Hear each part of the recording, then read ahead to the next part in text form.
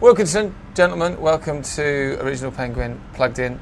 Thank you very much for coming on. Have you been running about a lot? Is this like a little whistle stop in a very busy schedule? Yeah. Well, yeah. I suppose. mean, I DJ and Adam MCs for me, and Talay's on my new single, Singing. Yes. So this is our first sort of performance of it, like live, really, tonight. Pretty nervous, but I think it'll go down pretty well. Yeah. It sounded good. Sounded good in the studio. So, sounds great. Yeah. So this is actually a proper exclusive. It's the first time you've done this together. World exclusive. Yeah, world Nice. For Penguin, Yeah. Football Club. Hear it first. Have you been doing lots of rehearsal? Are we confident about this?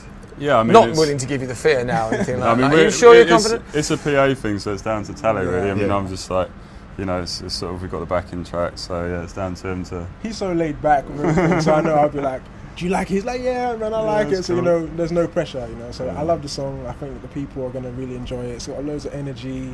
And yeah, so one for the summer. Yeah, definitely. So, yeah. How did you all meet then? How does this because you're the kind of centrepiece of this experience. It's basically just through various different avenues, really. I mean, like, Adam and me sort of been working only for like really a few months, like 2-3 months. Yeah. We're from the sort of like drum and bass scene, so you know, going out and DJing every weekend and things like that. We sort of got to know each other, and then that's just developed, and now you're doing all my Ready gigs for a big throughout the summer. We've got a big summer ahead. So touring around the world and doing festivals, and Talay wrote Afterglow, which was my single last year.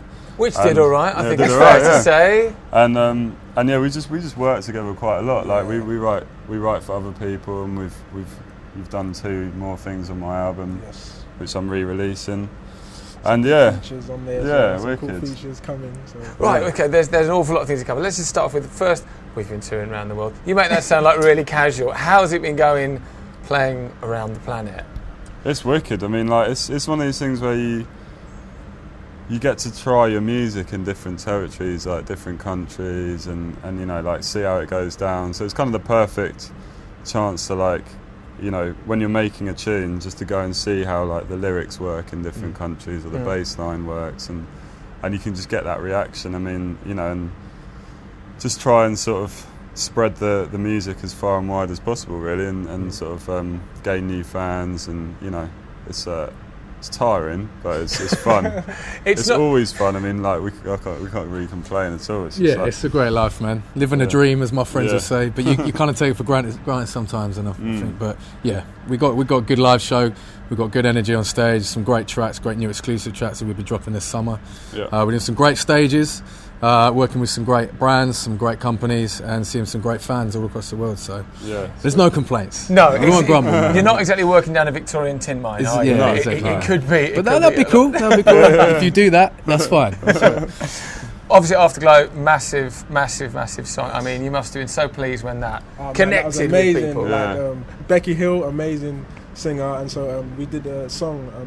Probably took us like 20 minutes. We spent the whole day like working on a different song, and that song just like came out of nowhere. Really? And, like, it connected with people. And Wilkinson, like, amazing. So it was really nice to like work, because I mostly do like stuff with like my brother, who's a producer.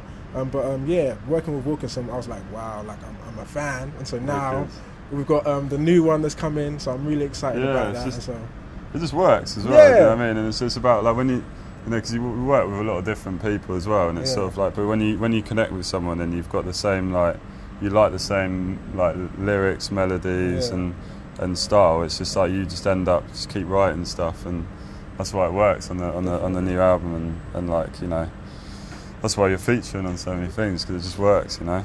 I feel touched. I just all sounds very easy. You just met each other, hanging out. The whole thing seems, it's kind of like a family going on here. It's meant to happen, obviously. It is, you know, stars have aligned. So much love in the room, or outside on the patio. I was sort of reading about your stuff, and the golden boy of drum and bass seems to be the phrase that people keep on using, which is kind of, you know, that's a hell of a compliment. Yeah. Do you kind of feel like that people are really recognising your skills now? I think, I mean, it's one of those things that it takes time, you know, and you have to, like, especially within drum and bass, you sort of have to earn your kind of respect, and you have to do your, you know, you do your sort of, I don't know, I'm trying to think of an obscure town, like beachside town where you go into a club and it's like there's 6 like people there. 30 people there. They don't know who you are and they're just like holding their phones like, can you play a bit of like, I don't know, like some commercial tune that I don't have, and it's like, you know, you do those and it's great to finally be able to go to clubs and, you know, be selling tickets and sell out, you know, quite big venues, and everyone's there to hear, you know, my tunes, and it's cool just to see the reaction when they're sort of singing it back. I mean, like Afterglow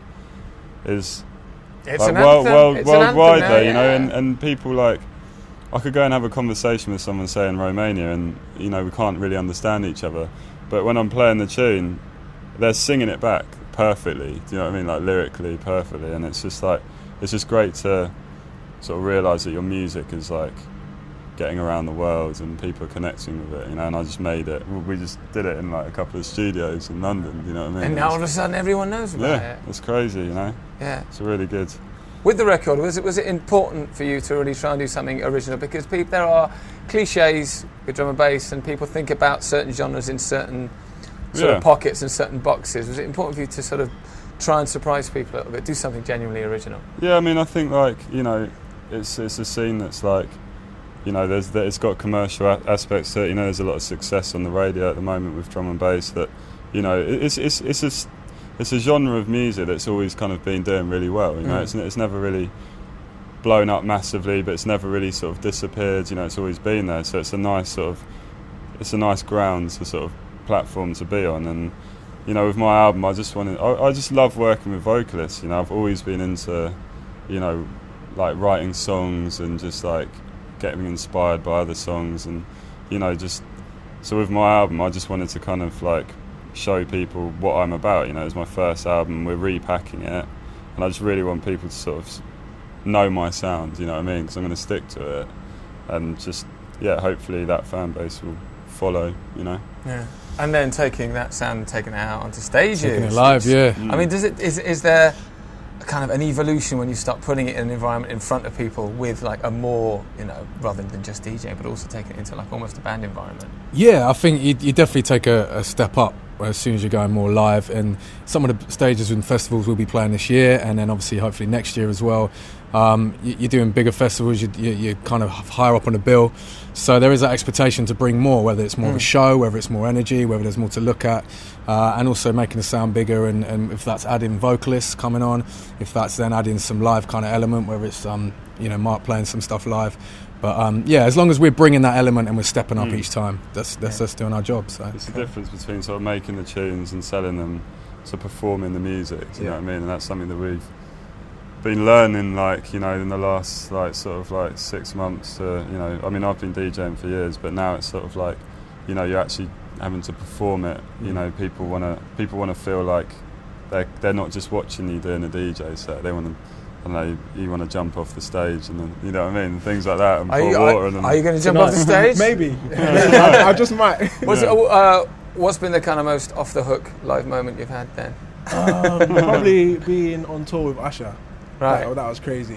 Like, just seeing how they react to him, and me trying to imitate it. The reaction's not as grand, but it's still cool. Like, yeah, that was really cool. That's the kind of that's what you're aiming for. You want that. Definitely, energy. I want that Michael Jackson. Put my hands out, and people screaming. You know, it's amazing. At the end of the day, the fans, man. Like, it's all about like the fans and supporting the music, and so I'm all about that. Just like making great music, getting great reactions. Definitely. Okay, if that's your hero, name a hero.